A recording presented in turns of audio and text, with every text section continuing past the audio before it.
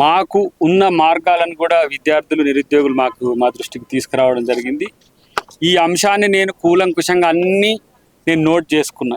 ఏ అభ్యంతరాలు సమస్యలు అవుతున్నాయి, ఎలాంటి అంశాల పట్ల ప్రభుత్వం పట్ల ఆక్షేపణ ఉన్నది, ఆ విషయాలన్నింటినీ కూడా వివిధ డిపార్ట్మెంట్లతో పాటు గౌరవ ముఖ్యమంత్రి గారి దృష్టికి కూడా ఈ అంశాన్ని తీసుకొని పోతే త్వరలోనే ఒక రిప్రజెంటేషన్, స్టూడెంట్స్ రిప్రజెంటేషన్ను కల్పించి వారి యొక్క సమస్యలు నేరుగా మా పార్టీ నాయకత్వంతో, మా ప్రభుత్వ నాయకులతో, ముఖ్యమంత్రి గారితో కూడా కలిసే ప్రయత్నం చేస్తాం. ఎందుకంటే ఈరోజు వేసిన ఉద్యోగాల్లో అనుమానాలు ఉన్నాయి, వేయాల్సిన ఉద్యోగాల విషయంలో కూడా కొంత కన్ఫ్యూజన్ క్రియేట్ అయిందన్నట్టుగా వాళ్ళు భావిస్తున్నారు. కాబట్టి స్పష్టంగా మేము చేయబోతున్న అంశాలేందో నేరుగా ప్రభుత్వ పెద్దలతో చెప్పించే ప్రయత్నం చేస్తాం. ఎందుకంటే ఇది విద్యార్థులు కానీ నిరుద్యోగులు కానీ మా ప్రభుత్వం అధికారంలో రావడానికి వాళ్ళు చేసిన త్యాగం ఏందో తెలుసు, వాళ్ళు చేసిన రాజకీయ ఉద్యమం ఏందో కూడా మాకు తెలుసు. కాబట్టి ఇలా దాన్ని మేము వాళ్ళ దగ్గరికి వచ్చి వాళ్ళ సమస్యలు విన్నాం, వాటిని పరిష్కరించడమే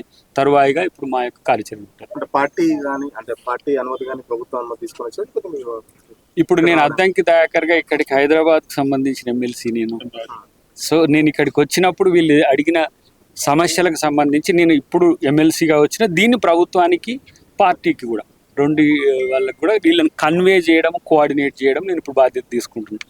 విద్యార్థులకు ప్రభుత్వానికి, విద్యార్థులకు పార్టీకి మధ్యన వారిదిగా కూడా. ఎందుకంటే వాళ్ళు బస్ యాత్ర చేసినప్పుడు మమ్మల్ని జెండా ఊపడానికి కూడా మమ్మల్ని పిలిచిన రోజులు నాకు గుర్తున్నాయి.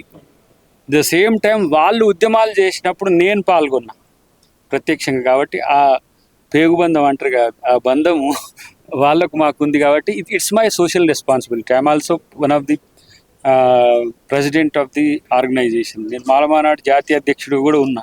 దీంట్లో ఎస్సీ, ఎస్టీ, బీసీలు అందరూ ఉన్నారు. వాళ్ళందరినీ ఆ రోజు హామీలు ఇచ్చి మనం తెలంగాణ ఉద్యమంలో కూడా చేసినాం. కాబట్టి డెఫినెట్గా ఇది ప్రభుత్వానికి విద్యార్థులకు మధ్యన ఒక వారధిగా ఉంటుంది. వాళ్ళ సమస్యల పరిష్కారానికి నేనుగా చేయబోతున్నది సత్ఫలితాలు ఇస్తాయనే నమ్మకం నాకుంది. ఆ పనిలోనే రేపు ఎల్లుండి ఉంటారు. రేపు అంటే ఆర్గనైజేషన్ పని ఉంది కాబట్టి ఎల్లుండి వరకు నేను దీని విషయంలో ఒక క్లారిటీ ఇస్తాను. ఎందుకంటే నిరుద్యోగులకు సంబంధించి కాంగ్రెస్ పార్టీ గ్యాప్ ఎందుకు వచ్చింది? ముఖ్యమంత్రి గ్యాప్ ఏం కాదు. ఇప్పుడు ఇక్కడ జరిగిన సంఘటన మీరు చూసిండ్రు. ఉద్యోగాలు వేసినాయి, గత ప్రభుత్వంలో వచ్చిన నోటిఫికేషన్స్ అనేవి ఉన్నాయి. ఎందుకంటే వీళ్ళు అప్పుడు ప్రచారంలో ఉన్నారు. ఇక్కడ కూర్చొని చదువుకున్న వాళ్ళకి ఉద్యోగాలు వచ్చినాయి. సో వాళ్ళు ఉద్యోగాలు చేసింది, ఆ ఉద్యోగాలు వచ్చిన దాంట్లో మా ప్రభుత్వం లేనైనా కూడా వీళ్ళు ఆ బెనిఫిట్ జరగలేదు కదా. ఇప్పుడు మీరు వేయాల్సిన మేజర్ కొన్ని ఉన్నాయి. డిఎస్సి లాంటివి చెప్తున్నారు, జీపీఓ లాంటివి చెప్తున్న పరిస్థితి ఉన్నది. తర్వాత ఇదేంటి ఎలక్ట్రిసిటీకి సంబంధించి చెప్తున్నారు. ఇట్లా చాలా ఉన్నాయి. ఆ నోటిఫికేషన్ వివరాల విషయంలో కూడా నేను కొంతమంది పెద్దలతో, అధికారులతో నేను సంప్రదించిన, అవన్నీ కూడా వస్తున్న నోటిఫికేషన్సే. కాబట్టి వీళ్ళకి నష్టం జరగదని నాకు నమ్మకం. అంటే చాలా మంది ముఖ్యమంత్రి గారిని రాంగ్ డైరెక్షన్ ఇస్తున్న నిరుద్యోగుల పక్షాన సో మేము మాట్లాడటం కావాలంటే మాకు అవకాశం కల్పించాలని చాలా మంది నిరుద్యోగులు అడుగుతా ఉన్నారు. సో అట్లాంటి ప్రయత్నం అదే నేను చేయబోయేది ఇప్పుడు అదే నేరుగా. ఎందుకంటే కొన్ని రాజకీయ అవాంతరాలు, రాజకీయ అంశాలు దీంట్లో ఇన్వాల్వ్ కావాల్సిన అవసరం లేదు.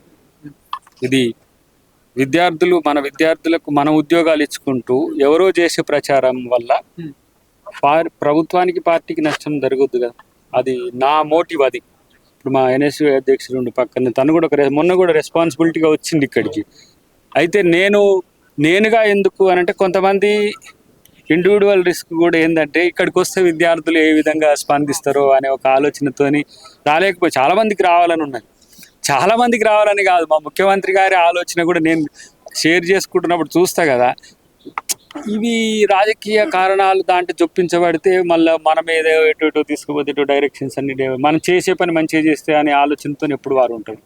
కాబట్టి మంచి జరగబోతుంది కాబట్టి మంచి జరిగేటప్పుడు వాళ్ళతో చెడుగా ఉండాల్సిన అవసరం పార్టీకి లేదు, ప్రభుత్వానికి ఉంది.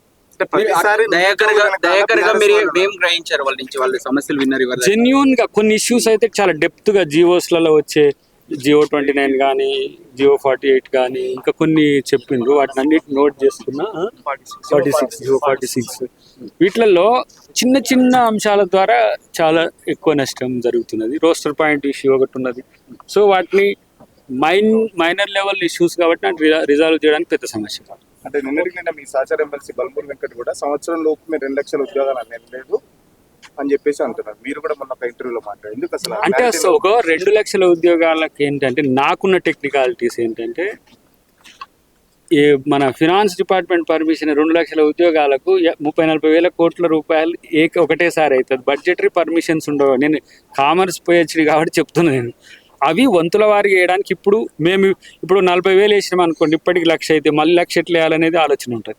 అది పొలిటికల్ అంశం. ఇప్పుడు వీళ్ళ ముందు అవి మనం ఎందుకంటే ఆ ఇష్యూస్ చెప్తే ఉద్యోగాలు వేయరేమో అని. ఉద్యోగాలు వేయడానికి వ్యవస్థ కూడా, యంత్రాంగం కూడా చాలా రిక్వైర్డ్ ఉంటుంది.